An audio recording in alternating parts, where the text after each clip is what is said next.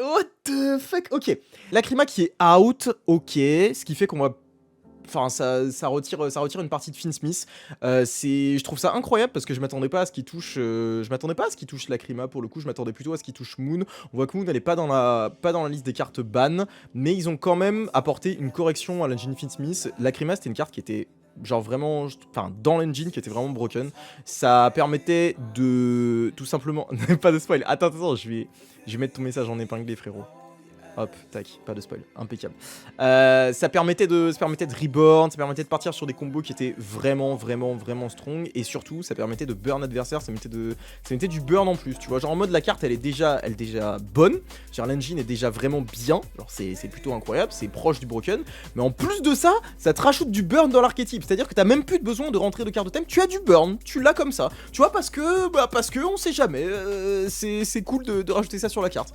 Du coup bon, bah ils ont choisi de toucher Lacrima, peut-être qu'il y a d'autres cartes qui sont touchées, je me suis pas spoil du reste. C'était la seule chose sur laquelle j'étais spoil grâce à Pingu. Mais donc du coup, Lacrima qui est ban, Apo qui est ban, ça on s'y attendait les gars, ils avaient déjà ban des cartes qui étaient génériques lors de la banlist précédente, ils avaient ban la Baronne et on se rappelle d'une certaine, comment dire, une certaine mise en œuvre hein, de la volonté de Konami justement de ban ces cartes là. Apo c'est vrai que intrinsèquement, c'est une carte qui est quand même extrêmement forte. Bien sûr, on peut s'en débarrasser entre guillemets. Il y a eu des solutions qui ont été trouvées, notamment par exemple avec Black Goat Love qui pouvait être envoyé au cimetière avec des Foolish Burial Goods ou ce genre de choses là, qui permet donc du coup de se prémunir de cet apo. Mais le fait de rentrer des solutions comme ça montre que la carte elle était vraiment prépondérante dans le format. Elle était dans Snake Eye, bien évidemment extrêmement puissante. Ça faisait 2 voire 3 negates de monstres. C'est broken et c'est une carte qui est relativement simple de faire. Oui, ça peut être arrêté par des imperms, oui, ça peut être arrêté dans certains cas par des Ghost Ogre quand on chain à l'effet ou ce genre de choses là, mais bon, la carte, c'est pas étonnant qu'elle parte. Calamity qui est ban, c'est incroyable, les gars. C'est incroyable! Les gars, ils l'ont fait! Genre, c'est fou! On s'attendait pas à ce qu'ils bannent Calamity et je suis super content. Je suis vraiment super content qu'ils bannent Calamity parce que ça va permettre en fait à certains archétypes d'être moins toxique, genre par exemple Centurion, Centurion ça va toujours mettre des gros boards, des trucs comme ça, mais ça va pas juste être du Calamity Turbo et vas-y genre tu peux quasiment rien activer et tout, c'est vraiment cool, je pensais pas qu'ils allaient le faire, et je suis vraiment content. Ça va permettre effectivement de plus avoir des Turbo Calamity, et surtout ça va permettre en fait à Crimson qui est une carte que je trouve relativement intéressante pour le coup. Je trouve que c'est vraiment une carte bien Crimson. Je la trouve pas négative, mais il faut pas qu'on puisse cheat out des boss monsters qui font littéralement FTK. Du coup ouais, ça va. Il y a eu beaucoup de personnes qui étaient en train de se poser la question, est-ce que on va ban soit Calamity, soit du coup un Crimson Dragon, et je trouvais beaucoup plus intéressant de ban Calamity. Le fait qu'il l'ait fait, je suis vraiment content. Et puis BA, pareil, c'était un petit peu comme Apollousa. BA, elle est toujours problématique dans certains formats. Il y a des formats où c'est ok parce qu'elle est pas jouée en fait au final, et il y a des formats où elle est pas du tout ok. Là c'était un format où elle était pas du tout ok. Et ouais, Béatrice, ouais, de toute façon, il y a des formats où c'est vraiment chiant. Ce format-là, c'était chiant de baiser parce que tu pouvais FTK des adversaires, tu foolish Blue Angel Tears, et avec la Lacrima, derrière tu pouvais burn ton adversaire, reset une trappe normale qui était une trappe de merde, ça resetait des DDG, ça resetait DDG pour ceux qui connaissent pas, c'est Different Dimension Ground, donc du coup ça permet d'empêcher l'accès au cimetière à tous les monstres de l'adversaire, du coup enfin à tous les monstres tout court, du coup c'est un petit peu chiant hein, comme carte, on va pas se mentir, contre certains decks. Et il y avait également Barrière Dim qu'on pouvait set, donc une carte qui est extrêmement relou. Donc franchement, ça fait plaisir de l'avoir ban. C'est chiant pour tir, on va pas se mentir. C'est super chiant pour tir. Je suis pas content, évidemment, mais overall, je pense que c'est une carte qui mérite d'être bannie. Je ne vois pas de carte Snake Eye. Moi, j'avais parié que Flamberge allait être ban. Flamberge ou Freine. Je pensais à l'un des deux. Je pensais peut-être un Hawk ou une connerie comme ça. Il y en avait qui pensaient à OSS qui allait être ban. Moi, je pensais pas à OSS, mais on pensait qu'il allait y avoir des cartes Snake Eye. Pour l'instant, pas de Snake Eye. Genre, il y a 0 Snake Eye, les gars. Il y a pas de Snake Eye dans cette ban list là actuellement dans les cartes interdites. Je trouve ça trop bizarre. Je sais pas ce qu'ils vont faire, mais je trouve ça super bizarre. Pas de carte type Wanted et tout dans la ban, ça c'est pas forcément si étonnant que ça. Pas de Sanctifier, je vous vois dans le chat, vous en parlez effectivement, pas de Sanctifier les gars. Pas de pas de branlée de fusion ou ce genre de truc là. Donc ouais, je sais pas. Bon. Protoss qui est pas ban. Moi je pense qu'ils auraient dû se rendre compte que c'était une erreur de le ressortir de la ban, mais vas-y, tranquille. On va passer directement aux cartes limitées, les gars. Si ça passe. Allez donc. Ok. Waouh! Waouh! Oh putain, sa grand-mère. Ok, je ne sais pas par où commencer, les gars. Je ne sais pas par où commencer. C'est quoi cette singerie? C'est une singerie. C'est absolument... c'est fou. Bon, donc du coup, au niveau des cartes limitées, c'est quand même une sacrée singerie, les gars. On a Eva. Eva, donc du coup, qui... Bon, les gars, je sais pas pourquoi ils ont limité Eva, genre vraiment...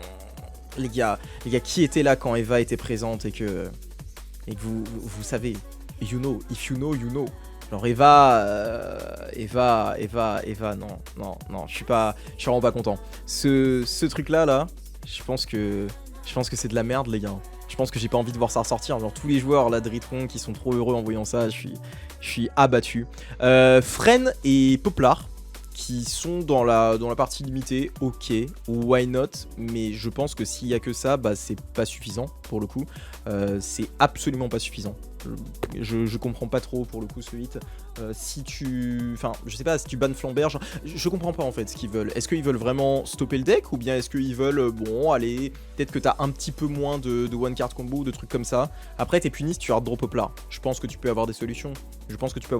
Ouais, je sais pas, je trouve ça un peu bizarre qu'il y ait que ça de toucher sur Snake Eye, mais bon, on verra la suite. Peut-être qu'il y a autre chose, je sais pas. Je suis un peu circonspect pour le coup. Du Gimmick Puppet, bon, de toute façon, c'est un deck de con. Je vais pas vous mytho. Je pense que le deck il est pas très intéressant. C'est du FTK en puissance. Et à part le fait que ce soit des cartes de l'animé, je vois pas ce qu'il y a de très positif avec ce deck là. Donc bon, que ce soit touché, je sais pas exactement ce que ça change sur le deck parce que je me suis pas intéressé plus que ça à tous les combos. Mais bon, c'est cool de les voir en limité. Branlée de fusion, les gars, je suis très content. Pour le coup, j'ai toujours dit que le hit que je voulais sur Vendette, c'était Branlée de fusion à 1. Parce que ça... En gros, le deck il fait la même chose sur le tour 1, soit, mais déjà t'as un petit peu moins d'accès à branlée de fusion. Et puis surtout, en fait, tu dois recycler ta branlée de fusion, tu dois trouver des moyens derrière de pas juste réactiver une branlée de fusion derrière. Je trouve ça plutôt cool, je trouve ça plutôt intelligent. Ceci étant dit, j'aurais beaucoup aimé que... Bah tout simplement on retire cette puppet lock et là la puppet lock elle est toujours présente donc en fait bah, c'est pas suffisant. Pour moi les deux hits qu'il fallait faire c'était effectivement Bandit de fusion à 1 pour diminuer un petit peu le deck effectivement même s'il peut toujours faire la même chose tour 1 et à côté de ça il fallait ban la puppet parce que là c'est la même chose en fait hein. Il manque une composante dans cette ban mais je suis content que enfin ils montrent qu'ils accordent de l'importance un petit peu à ce deck là qui je pense méritait d'avoir un petit coup de frein. Alors attention ça n'a pas gagné grand chose hein, voire quasiment rien mais je pense que bon c'est un deck qui est relativement je sais pas comment on dit en français mais c'est obnoxious, enfin bon bref vous avez capté si vous parlez anglais. Ensuite qu'est-ce qu'on a? On a opening, je pensais qu'ils allaient mettre Phantom of Yubel à 1, effectivement je vois pas Phantom of Yubel qui est là, mais bon, pourquoi pas. Prospect à 1 et le terrain Tenpai à 1, ça je vous en avais parlé les gars, je vous l'avais dit. Je pensais qu'il allait y avoir un des deux hits justement pour hit Tenpai, que ça allait être soit Prospect, parce que je vous ai dit que sans Prospect, le deck c'est quand même moins bien sans Prospect, parce que le fait d'avoir Prospect qui te révèle 6 cartes, et donc du coup déjà dans ta main de départ tu vois 6 cartes, et tu vois en gros 12 cartes de ton deck au début de ton tour, tu vois 12 cartes de ton deck grâce à Prospect, c'est vraiment fort dans un deck comme Tenpai, parce que bah, derrière il va avoir la possibilité de TOTK relativement facilement, de voir des cartes qui vont permettre de breakboard, et de breakboard vraiment facilement. En vrai le plus chiant de ban pour Tenpai c'est bien Prospect. Ouais c'est Prospect, je suis d'accord. Genre vraiment Prospect c'est ultra relou pour le deck, je pense sincèrement. Et le fait qu'il y ait le terrain en plus, bah je trouve ça cool. Ça veut dire qu'ils ont pris conscience quand même du fait que Tenpai c'est un deck qui est relativement gênant et qu'il faut le surveiller. L'idée est bonne d'avoir un deck Go second, peut-être que la réalisation est un petit peu moins bonne avec ce deck Tenpai et ce qui est vraiment bien c'est de voir qu'ils s'en rendent compte. Grâce, alors ça cette carte... Pourquoi ils l'ont déban? Je sais pas pourquoi ils l'ont déban. Il y en a 0 en vente, mais l'effet est trop drôle. L'effet est vraiment pas drôle, Miniz. L'effet est vraiment pas drôle. Grâce, c'est le début de... Grâce, c'est le début de n'importe quoi en vrai, les gars. Genre, sincèrement, ça fait des singeries, Grâce. Ça fait vraiment des singeries. Genre, le mec, il t'active Grâce. Généralement, c'est une mauvaise nouvelle pour toi, tu vois. Genre, vraiment, tu vois Grâce, t'es là, t'es... Oh my Jesus. Ça commence mal. Ça commence très mal. Du coup, je suis pas forcément convaincu du fait de la débanne. Enfin, ouais, oui, de la débanne. Il y a 2 cartes sur lesquelles je suis vraiment pas convaincu dans cette liste. C'est Eva. Eva, je trouve que c'est problématique de l'avoir à 1, et pareil Grâce, je trouve ça problématique de l'avoir à 1, donc ça c'est les 2 cartes où je suis pas forcément convaincu. Tout le reste, bah why not, genre franchement bon, Snake Eye, je pense que ça mérite d'être plus hit, je sais pas ce qu'il va y avoir dans les autres parties, mais c'est cette partie là, dans la partie ban et dans la partie limitée qu'on veut voir des Snake Eye, et là on voit simplement H et Poplar qui sont en limité. Oui, soit on est puni effectivement comme disait Prof Macaron quand on a quand on a le Poplar en main, mais il y a probablement des combos qui vont être possibles. Je pense que c'est quand même possible de sortir des boards. L'autre hit qui est super intéressant, c'est ce hit là, c'est le hit de Apollousa quand même. Apollousa, c'est super intéressant comme hit pour hit Snake Eye, parce que bah, du coup on va être obligé de trouver d'autres boards de fin. Mais ouais, j'aurais probablement vu autre chose. Mais je pense que le deck, il est encore possible de le réinventer. Je pense sincèrement, peut-être que l'avenir me donnera tort, mais je pense que Snake Eye n'est pas mort s'il y a que ça. Et puis bah, la dernière carte, c'est Skill Drain. Alors il continue à limiter des floodgates. Je pensais effectivement que Skill Drain allait être à 1.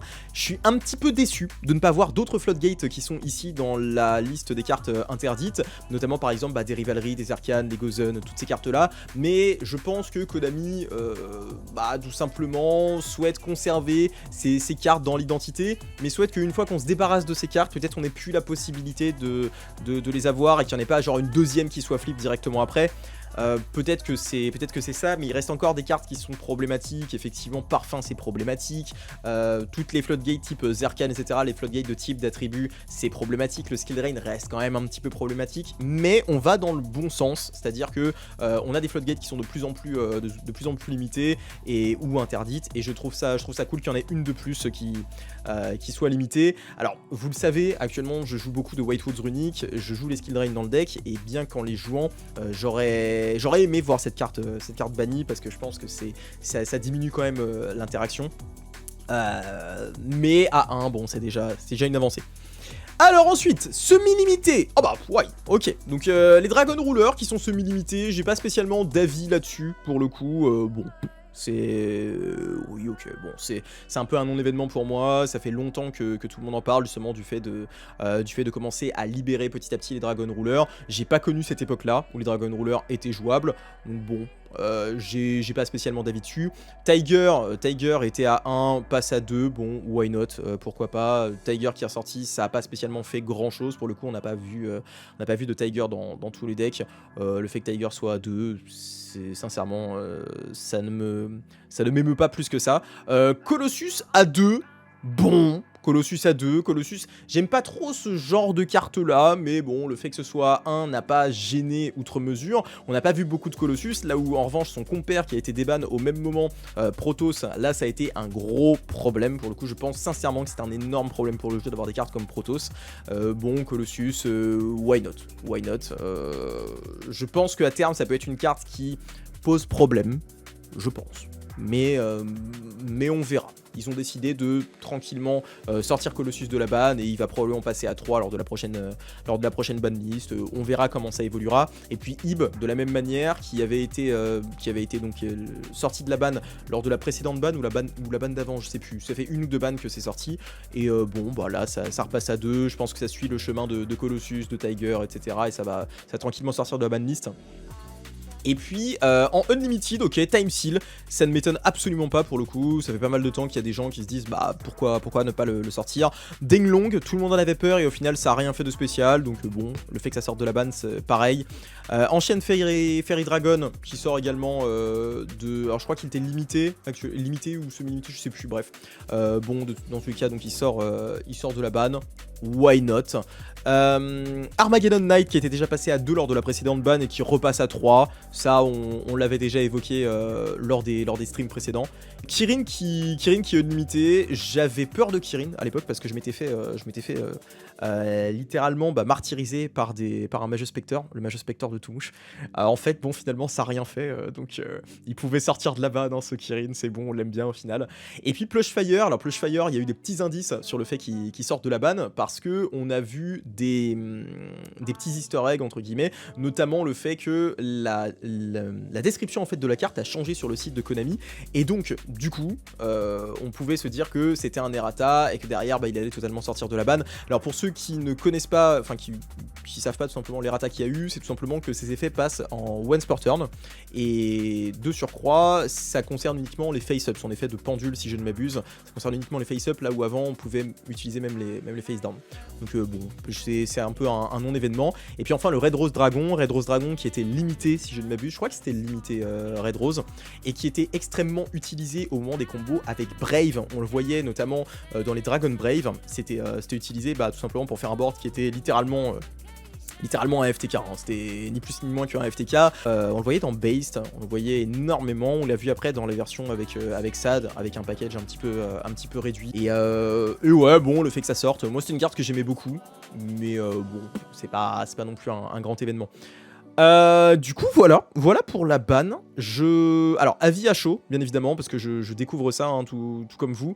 Je suis extrêmement surpris. Je pense que le hit de Snake Eye il me laisse un goût un petit peu bizarre parce que j'ai la sensation que effectivement ça a été hit parce qu'on enlève la Lacrima, on enlève effectivement la Béatrice, on enlève également la possibilité de faire une Apollousa, mais derrière l'engine en fait va potentiellement faire plus ou moins la même chose. Flamberge il est toujours là, tout ce qui permet de partir en one card combo est toujours là. Effectivement le Poplar est à 1, mais je pense qu'il y a encore des possibilités pour le deck de partir en one card combo et de faire tout simplement des singeries.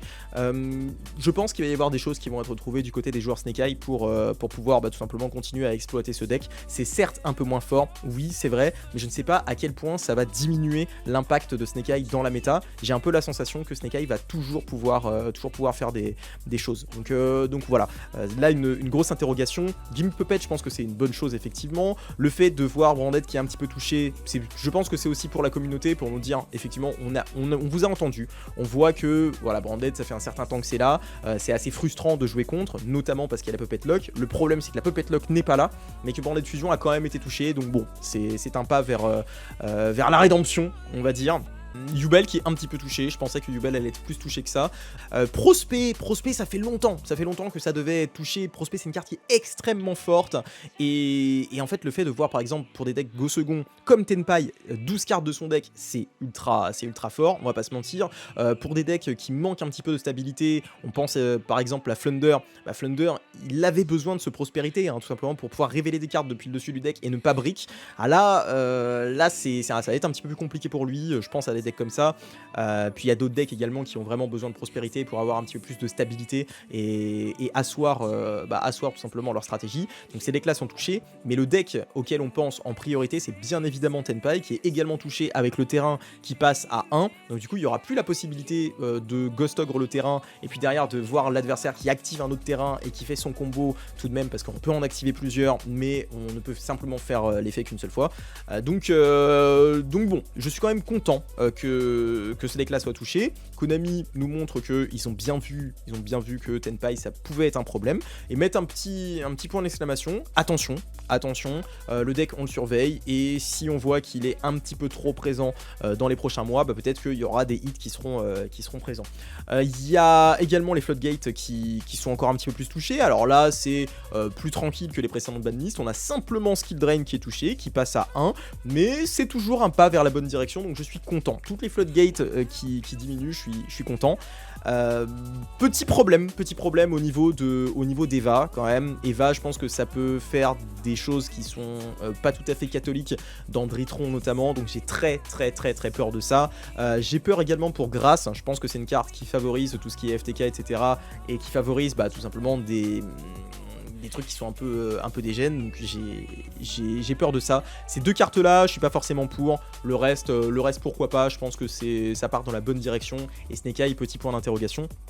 Au niveau des cartes interdites, ils ont touché l'engine Finsmith, je trouve ça cool. Le fait qu'on puisse quand même partir sur une Diesirae et qu'on ait quand même des bodies pour partir sur une Link et tout, je trouve ça sympa. Mais on enlève le côté burn qui était c'est beaucoup trop oppressant au time. C'est pas normal d'avoir une carte comme ça qui te fait le café et qui te permet de spé des bodies comme ça et tu prends en plus 1002 au time. C'est pas normal. Je pense que c'est une très bonne chose d'avoir banni cette carte. Apollousa qui est ban, pareil, c'est une très bonne chose. C'était une carte générique qui était faite dans beaucoup de decks. Hein. Au final, on va pas se mentir. En gros, tu peux faire converger tes bodies. Si tu spams les bodies, tu peux faire converger très rapidement tes bodies dans une Apollousa. Apollousa qui peut être extrêmement ennuyeuse pour beaucoup de decks, surtout si on peut la protéger, comme c'est le cas par exemple dans Snake Eye, qui peut avoir une Apollousa on board avec d'autres moyens d'interagir avec son adversaire, qui vont être dans la main, qui vont être sur le terrain mais en zone MP, qui vont être également dans le cimetière. Tout combiné, ça faisait trop. Donc je pense que c'est une bonne chose que cette carte parte, même si je l'adore. Calamity, c'est une très bonne chose également, comme je vous l'ai dit. Je garde le même avis par rapport à quand j'ai découvert cette banlist il y a 20 minutes. C'est une très bonne chose. On veut pas avoir ce genre de carte là dans le jeu et je suis content en fait que l'on donne un autre moyen aux cartes synchro de s'exprimer, aux archétypes synchro, parce qu'en fait le fait que Calamity soit dans le jeu, je pense que ça bride Konami au niveau de la création des synchros, et là le fait que Calamity parte, et bien tout simplement on va avoir la possibilité d'élargir l'éventail des synchros qui peuvent être faites. Notamment il y avait un problème au niveau de... Il y avait un énorme problème au niveau de la cohabitation entre Calamity, qui est tout simplement un FTK, qui est une carte toxique pour le jeu, et à côté de ça, Crimson, qui je pense peut faire des bonnes choses, mais dans un bon environnement, dans un environnement sain. Malheureusement, la cohabitation des deux, ça créait un univers extrêmement toxique pour les decks synchro et pour le jeu en général. Là, le fait que Calamity parte, du coup Crimson, ça va permettre d'être plus créatif, ça va permettre de partir sur d'autres synchros qui vont permettre d'interagir avec le board de l'adversaire. C'est des synchros qui sont fortes également, bien évidemment. Il y a des synchros qui sont très fortes quand on cheat out par exemple un niveau 12, mais ça permet en fait d'interagir et c'est pas uniquement un FTK, donc je trouve ça super cool. Et puis Béatrice, comme je vous l'ai dit tout à l'heure, mon avis n'a pas changé. Béa, c'est une carte qui est problématique dans le sens où foolish n'importe quoi de son deck, c'est beaucoup trop fort. On l'a vu avec des FTK qui étaient permis avec cette carte là. Des FTK, ce que j'entends par FTK, c'est des cartes qui vont interdire toute interaction avec l'adversaire sur le tour adverse et qui vont derrière permettre d'OTK très facilement. Cette carte elle permettait en fait de faire ça en faisant quoi? En envoyant Blue Angel Tears, voilà, bref, vous avez capté le nom, et en permettant de reset une trappe normale. Ça, je pense que c'est des interactions qui sont toxiques. Il y a d'autres interactions qui sont extrêmement toxiques. Le fait d'avoir le FTK avec la carte Mayakashi par exemple et transaction rollback, je trouve ça extrêmement problématique, et du coup le fait de voir Béatrice qui part, je trouve ça plutôt cool. Malheureusement, étant un joueur tir, c'est chaud pour le deck, mais c'est comme ça. On s'était préparé, on savait que Béatrice allait partir, donc bon, il va falloir tout simplement se réinventer. Donc au niveau des bans, je suis vraiment plutôt content, il n'y a pas de fausse note là-dessus. Grâce à 65 en FR. Ouais, c'est normal. Au niveau des limités, on en a parlé, et puis ça c'est littéralement un non-événement, les semi-limités, et les unlimited, pareil, il n'y a pas réellement d'événement. Donc ouais, je suis assez mitigé sur cette ban, je pense qu'ils auraient pu mieux faire, pour le coup. Je pense que cette ban est correcte, elle est correcte, mais il aurait fallu aller plus loin. Ils n'ont pas été assez loin dans ce qu'ils voulaient faire. Je pense qu'il aurait fallu aller plus loin sur Snake Eye pour littéralement tuer l'archétype, comme ils ont fait avec Tyr à l'époque en mettant tous les names à 1. Le deck est ressorti après, bien évidemment on s'en est rendu compte à la ban de Eurizart pour Kashtira. Mais ils avaient vraiment une volonté forte de tuer le deck. Là, ils n'ont pas eu la même volonté, j'ai la sensation que ce qu'ils ont fait n'est pas suffisant. Peut-être que la Apollousa, la Lacrima et les deux names qui sont limités, ça sera suffisant, parce que ça limite un petit peu le grind, effectivement, parce que ça limite la possibilité de faire des gros combos lorsqu'on a le poplar en main, oui, c'est vrai. Mais j'ai la sensation que c'est pas suffisant. Donc voilà, Tenpai qui est un petit peu touché, c'est cool. Donc c'est une ban qui est correcte. mais ils auraient dû peut-être aller plus loin, mais je suis quand même impatient de voir ce qui va se passer lors des prochaines semaines au niveau de la méta, savoir ce qui va se dégager, et puis bah, s'il va y avoir un petit peu de renouveau, ou bien si la méta va rester relativement la même, avec des decks qui sont au sommet, avec notamment bah, des Snake Eye qui sont là, des Yubel pardon, qui sont là, des Tenpai qui sont là, et puis le reste de la méta qui a un petit peu de mal en fait à s'en sortir. Donc je sais pas, je sais pas du tout.